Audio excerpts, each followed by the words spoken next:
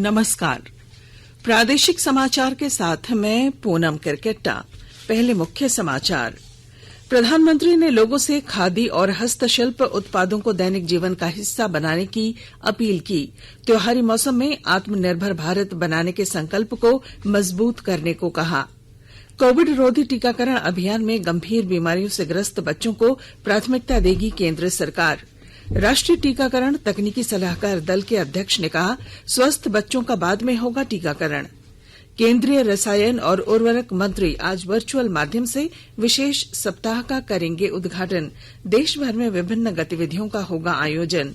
और जीआरडी टाटा खेल परिसर में आयोजित 40वीं सीनियर नेशनल आर्चरी चैंपियनशिप दूसरे दिन झारखंड को 1 स्वर्ण और 2 रजत पदक।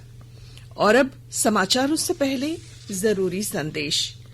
देश भर में 18 वर्ष से अधिक आयु के सभी लोगों के लिए सरकारी केंद्रों में निःशुल्क टीकाकरण अभियान चलाया जा रहा है। हमारे युवा श्रोताओं से अपील है कि वे कोविड रोधी टीका जरूर लगवाएं और दूसरों को भी इसके लिए प्रेरित और सहयोग करें। कोरोना महामारी के प्रति आप कोई भी लापरवाही न बरतें, क्योंकि कोरोना अब भी हमारे लिए बड़ा खतरा बना हुआ है। जब तक आवश्यक न हो घर से बाहर न निकलें और इन आसान उपायों का पालन करें। मास्क लगाएं, 2 गज की सुरक्षित दूरी बनाए रखें, बार बार हाथ धोएं और चेहरा साफ रखें। कोविड से संबंधित जानकारी और मार्गदर्शन के लिए राष्ट्रीय हेल्पलाइन काम कर रही हैं। इनके नंबर हैं 011-2397-8046 और 1075। इसके अलावा राज्य हेल्पलाइन नंबर 104 डायल कर समस्या का त्वरित समाधान लिया जा सकता है। प्रधानमंत्री नरेंद्र मोदी ने लोगों से खादी और हस्तशिल्प उत्पादों को अपने दैनिक जीवन का हिस्सा बनाने की अपील की है और त्योहारी मौसम में आत्मनिर्भर भारत बनाने के संकल्प को सुदृढ़ करने को कहा है। पिछले महीने 26 सितंबर को प्रधानमंत्री ने आकाशवाणी पर अपने कार्यक्रम मन की बात में इस पर संतोष व्यक्त किया कि युवा पीढ़ी खादी को वही सम्मान दे रही है जो स्वतंत्रता संग्राम के दौरान उसे प्राप्त था। श्री मोदी ने कहा कि खादी और हथकरघे की मांग बढ़ने से इनका उत्पादन कई गुना बढ़ा है।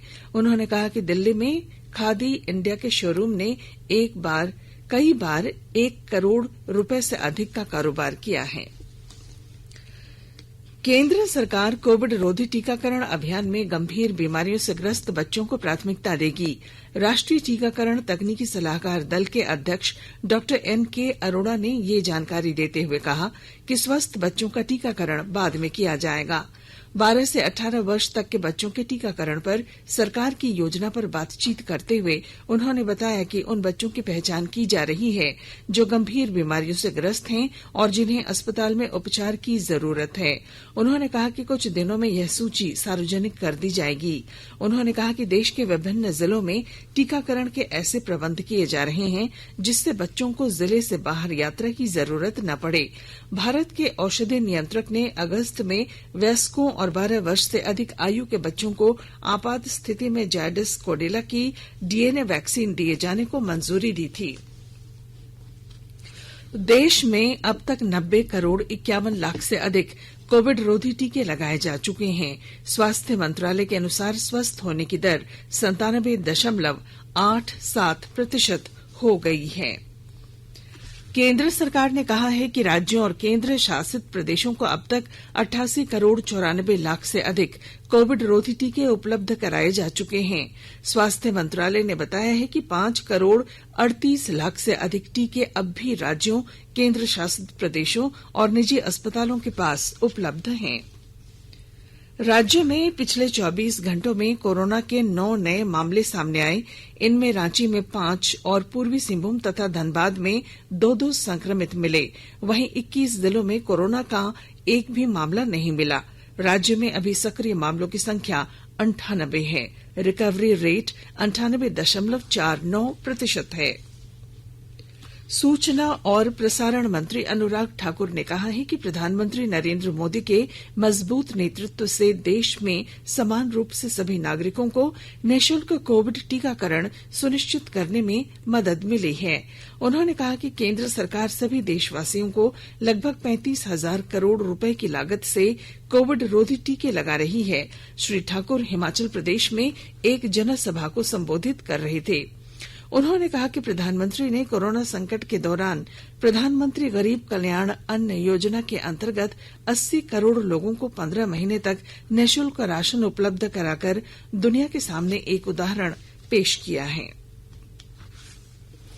केंद्र सरकार कोविड महामारी के दौरान लोगों की सुविधा के लिए बनाई गई राष्ट्रीय स्तर की हेल्पलाइन नंबर के बारे में लोगों को जागरूक कर रही है। कोविड संबंधी सवालों के जवाब के लिए हेल्पलाइन 1075, राज्य हेल्पलाइन 104, महिला और बाल विकास मंत्रालय की चाइल्ड हेल्पलाइन 1098, वरिष्ठ नागरिकों के लिए हेल्पलाइन 14567, मनोवैज्ञानिक सहायता के लिए राष्ट्रीय मानसिक स्वास्थ्य और तंत्रिका विज्ञान संस्थान निम्हांस का नंबर है 080461100007, आयुष कोविड परामर्श हेल्पलाइन नंबर है 14443 और my G O V WhatsApp help desk number है 9013151515। आकाशवाणी के ताजा तरीन समाचारों के लिए आप हमारी वेबसाइट newsonair.com पर लॉग ऑन कर सकते हैं। ताजा समाचार Twitter handle @AIR News Alerts और Facebook page all India radio news पर भी उपलब्ध है। आप प्रादेशिक समाचार एकांश के ट्विटर हैंडल @AIR News_Ranchi और फेसबुक इंस्टाग्राम पेज तथा YouTube channel AIR News Ranchi पर भी हमारे बुलेटिन सुन सकते हैं। प्रादेशिक समाचार आप आकाशवाणी रांची से सुन रहे हैं और अब पेश हैं कोरोना से बचाव के कुछ संदेश। कोविड-19 से बचाव और सुरक्षित रहने के 3 उपाय। मास्क लगाएं, 2 गज दूरी है जरूरी, सुरक्षित दूरी रखें, हाथ और मुंह साफ रखें।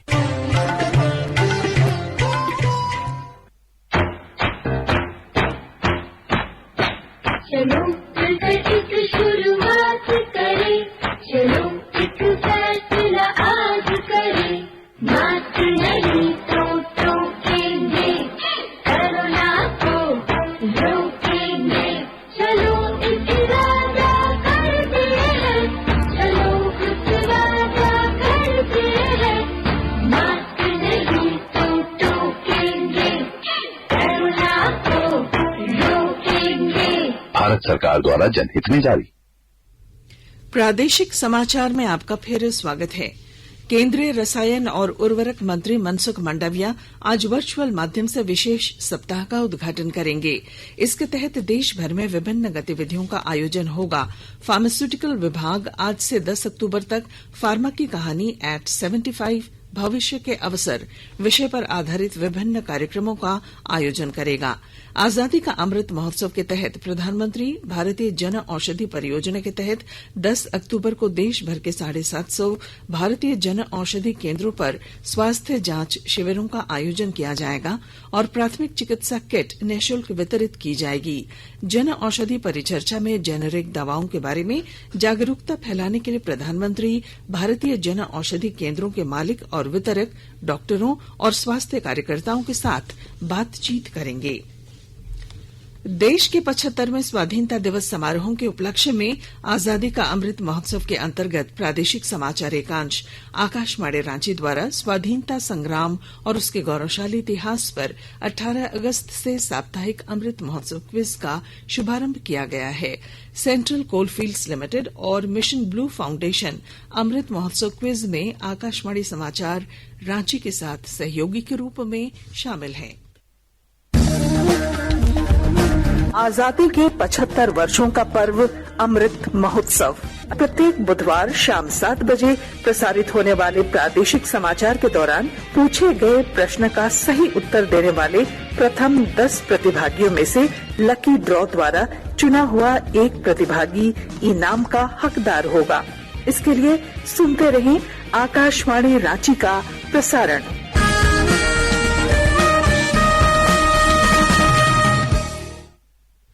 डालसा रामगढ़ द्वारा अमृत महोत्सव के तहत रामगढ़ उपकारा में विशेष जागरूकता शिविर का आयोजन किया गया। इस शिविर में बंदियों को विधिक अधिकार और मुफ्त विधिक सहायता के बारे में जागरूक किया गया। नालसा और झालसा के निर्देश और प्रधान जिला एवं सत्र न्यायाधीश सह अध्यक्ष जिला विधिक सेवा प्राधिकार निकेश कुमार सिन्हा के मार्गदर्शन में इसका आयोजन किया गया। कृषि विज्ञान केंद्र गुमला द्वारा आजादी की 75वीं वर्षगांठ पर आजादी का अमृत महोत्सव के अंतर्गत स्वच्छता माह का शुभारंभ किया गया। सांसद सुदर्शन भगत ने इसकी शुरुआत की। विस्तृत जानकारी के साथ हमारे संवाददाता। कृषि विज्ञान केंद्र गुमला के द्वारा आजादी के 75वीं वर्षगांठ पर आजादी का अमृत महोत्सव के अंतर्गत स्वच्छता माह का शुभारंभ किया है। कार्यक्रम का शुभारंभ करते हुए लोहरदगा संसदीय क्षेत्र के सांसद सुदर्शन भगत ने कहा कि माननीय प्रधानमंत्री नरेंद्र मोदी के द्वारा चलाए जा रहे स्वच्छता अभियान से आज देश में स्वच्छता के प्रति काफी जागरूकता बढ़ी है। सांसद ने कहा कि आने वाले कुछ दिनों में इसका सुखद परिणाम और भी अच्छा देखने को मिलेगा, क्योंकि भारत की जनता स्वच्छता के प्रति काफी जागरूक हो रही है एवं स्वच्छता के द्वारा गांधी के विचारों को आगे बढ़ाने के लिए प्रयासरत है। उन्होंने कहा कि आज विदेशों में भी भारतीय स्वच्छता अभियान की चर्चा हो रही है। नरेश कुमार, आकाशवाणी समाचार, गुमला। गोड्डा जिले के भारती कित्ता गांव में बीते दिनों डायरिया से कुछ लोगों की मौत हो गई थी। विधायक प्रदीप यादव ने उनके परिजनों से मुलाकात की और तत्काल सहयोग राशि दी। श्री यादव ने जिला प्रशासन और सिविल सर्जन को गांव में डायरिया की रोकथाम, उचित उपचार, जरूरी छिड़काव को लेकर दिशा निर्देश भी जारी किए। गढ़वा जिले में फसलों का उत्पादन बढ़ाने और किसानों को मदद उपलब्ध कराने के लिए स्थानीय प्रशासन द्वारा कई कदम उठाए गए हैं। इसमें ऋण चुकाने में अक्षम किसानों के ऋण माफ कर नए सिरे से केसीसी ऋण प्रदान किए जा रहे थे। इस क्रम में इस वित्तीय वर्ष में 30,000 किसानों का कर्ज माफ करने का लक्ष्य रखा गया है। गढ़वा जिले में जिला विस्तृति की बैठक में किसानों को लक्ष्य कर योजनाएं बनाई जा रही हैं। इस क्रम में पाया गया कि जिले में 30,000 किसान ऐसे थे जो केसीसी ऋण लेने के बाद अपना कर्ज वापस करने में सक्षम नहीं हो पा रहे थे। इसके कारण उन्हें नया केसीसी ऋण नहीं मिल पा रहा था। इससे उनकी खेती प्रभावित हो रही थी। इसको देखते हुए पिछले विस्तृति कार्यक्रम समिति की बैठक में किसानों को कर्ज माफी का निर्णय लिया गया था। इसके आलोक में अभी तक जिले में 14,200 किसानों का कर्ज माफ किया जा चुका है, जबकि करीब 15,000 किसानों का और कर्ज माफ करना बाकी रह गया है। कल विस्तृति कार्यक्रम समिति की बैठक में इन शेष किसानों का भी कर्ज माफी करने का कृषि विभाग को निर्देश दिया गया है। विनोद कुमार पाठक, आकाशवाणी समाचार, गढ़वा। जमशेदपुर के जेआरडी टाटा खेल परिसर में चल रही 40वीं एनटीपीसी सीनियर राष्ट्रीय तीरंदाजी चैंपियनशिप के इंडियन राउंड में दूसरे दिन कल झारखंड ने 1 स्वर्ण और 2 रजत पदक जीता। मिश्रित टीम में गोल्डी मिश्रा और ऋतु कुमारी ने गोल्ड जीता। इंडियन राउंड में बालिका टीम इवेंट में झारखंड बालिका टीम ने रजत पदक जीता है। झारखंड की टीम अभी तक टूर्नामेंट में कुल 5 पदक हासिल कर चुकी है। इसमें 2 स्वर्ण और 3 रजत शामिल हैं। और अब अखबारों की सुर्खियां। सरकारी जमीन को फर्जी दस्तावेज से बेचने का आरोपी गिरफ्तार। हिंदुस्तान टाइम्स ने इसे पहले पन्ने पर प्रमुखता दी है। प्रभात खबर अपने पहले पन्ने पर लिखता है, आज से कई जिलों में बारिश का पूर्वानुमान। यूपी में अराजक किसानों का उपद्रव, 8 की मौत। इसे दैनिक जागरण ने अपनी सुर्खी बनाई है।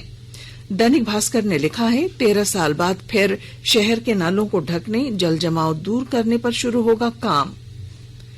देश में सितंबर में 8.5 मिलियन बढ़ा रोजगार, बेरोजगारी में आई कमी। शीर्षक के साथ रांची एक्सप्रेस ने सीएमआईआई की हालिया रिपोर्ट को पहले पन्ने पर दी है। हिंदुस्तान टाइम्स की सुर्खी है, भवानीपुर विधानसभा सीट पर हुए उपचुनाव में ममता बनर्जी की रिकॉर्ड मतों से जीत। द टाइम्स ऑफ इंडिया ने ड्रग्स पार्टी में शाहरुख खान के बेटे समेत 8 लोगों की गिरफ्तारी की खबर को पहले पन्ने पर जगह दी है। और अब अंत में मुख्य समाचार। प्रधानमंत्री ने लोगों से खादी और हस्तशिल्प उत्पादों को दैनिक जीवन का हिस्सा बनाने की अपील की। त्योहारी मौसम में आत्मनिर्भर भारत बनाने के संकल्प को मजबूत करने को कहा। कोविड रोधी टीकाकरण अभियान में गंभीर बीमारी से ग्रस्त बच्चों को प्राथमिकता देगी केंद्र सरकार। राष्ट्रीय टीकाकरण तकनीकी सलाहकार दल के अध्यक्ष ने कहा, स्वस्थ बच्चों का बाद में होगा टीकाकरण। केंद्रीय रसायन और उर्वरक मंत्री आज वर्चुअल माध्यम से विशेष सप्ताह का करेंगे उद्घाटन। देश भर में विभिन्न गतिविधियों का होगा आयोजन। और जेआरडी टाटा खेल परिसर में आयोजित 40वीं सीनियर नेशनल आर्चरी चैंपियनशिप दूसरे दिन झारखंड को 1 स्वर्ण और 2 रजत। और इसके साथ ही आकाशवाणी रांची से प्रादेशिक समाचार का ये बुलेटिन समाप्त हुआ। नमस्कार। घर में रहिए, सुरक्षित रहिए और सुनते रहिए आकाशवाणी।